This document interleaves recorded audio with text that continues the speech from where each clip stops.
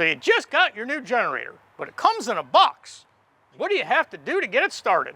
I'm going to show you how, right after I have a beer.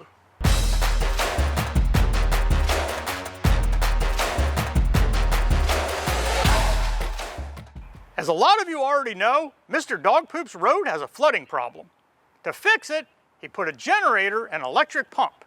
Well, last week somebody put gas in it and it blew up. So we're going to put a new generator in. So last week, as usual, the road flooded. Somebody went to put gas in it, had gas in it.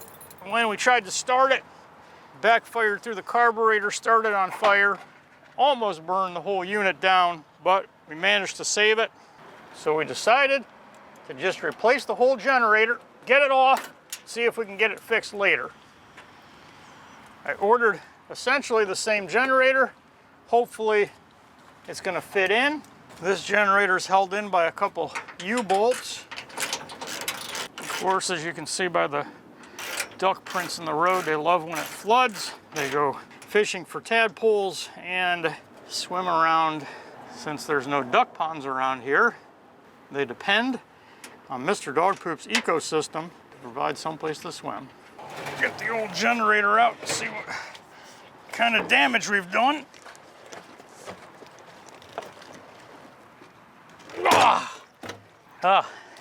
Yeah, you see the fire melted the whole inside of the air filter, burned the carburetor. Probably be able to fix it up, maybe, maybe not. So we're hoping the new generator is going to fit right in there. Get that down.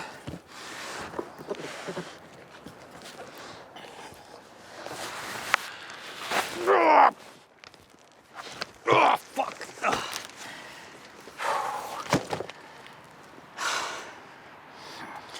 Thanks, cameraman. All right, let's open it up. See what we got to work with. We've got instruction manuals, potentially instructions, user manual, mission control, and we have a brand new generator in the box. I'm going to make this easy on myself and cut it out of the box instead of trying to lift it out. Here's some accessories. Looks like wheels. And mounting kit. We don't need it. You might, we don't. That's pretty. Factory brand new generator. Still got the plastic on it. But what it isn't gonna have, it's not gonna have fuel, and it probably doesn't have any oil. It says, caution, oil has been drained. So there's no gas in it, no oil. We'll have to fill it up with oil before we can do anything. Put gas in it, put it in there, see if it starts up. We're gonna start it here first. So go ahead and take your oil cap off. How much do you put in? What you wanna do is get it level, put your funnel in and fill it up. Your oil level will be right even with the plug, so you don't have to worry about how much it takes, how much is in there. We don't really know. So we're gonna go ahead and put some oil into there until it drips out. Depending on the generator, it's probably gonna be between half a quart and a quart. If you're concerned about it, stick the top back in. It's got a dipstick on it. So this is actually a dipstick. Dipstick is high here. It says H and L. So what we want is up here. And as I said, that's gonna be the top of the plug. We don't even have anything on the low, so keep putting oil in. And there you can see it's dripping out. So we've overfilled, it's running out. Let it run out till it's even, and that'll be at the high end of the stick. Don't want to overfill it, don't want to underfill it. We overfilled it, but it will level itself out. Might have a little oil on the bottom, but should be fine. Okay, so when you wipe it off, it's not dripping out. Maybe just a tab, but basically that's full. Put your cap back in. Next thing we're gonna need is gas. then fill this baby up with, I like to use ethanol-free gasoline if you can get it. You don't need high octane. Regular unleaded is fine. And that's pretty much full. So we're full of gasoline. And we have the oil full. Now, on the side, we have an on-off switch for the fuel. One is off, one is on. It says on and off. It shows you right here, turn it on and off. So we're gonna go ahead and turn it to the on position.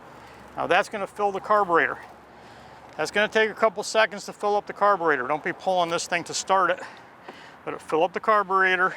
The other thing we have is the choke. To get this thing started, we definitely want the choke on. We turn the choke on, carburetor should be full. Turn the switch to run, and let's give it a pull.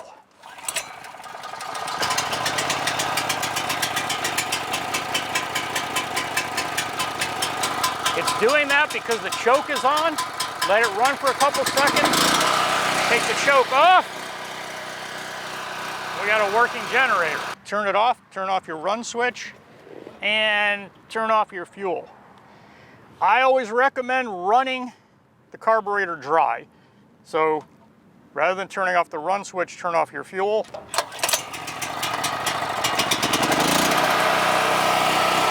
I like to just turn off the fuel and let it run out of fuel. That way the carburetor's dry and you're not gonna have any issues when you go to start it next time. The carburetor should have a couple minutes of fuel. Let it run until it runs out. So it's still running with the switch off, which means the switch doesn't work. The switch is leaking, so that's not gonna work. I don't wanna put a new switch on it. We'll just leave the switch off. So we won't mess with the carburetor. We'll go ahead and just turn it off with the electrical switch. I don't like leaving gas in the carburetor because the carburetor tends to corrode, and then you have issues.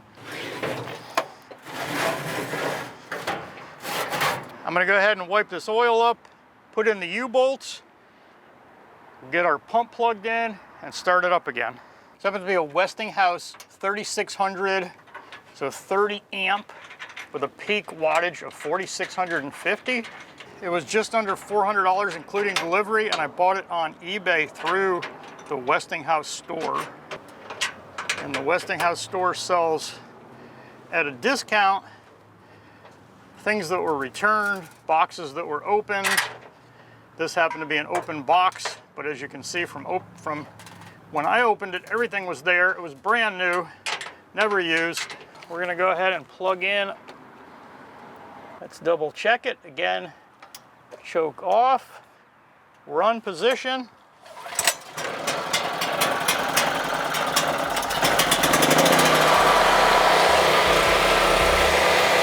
And it's that easy to get your new generator started.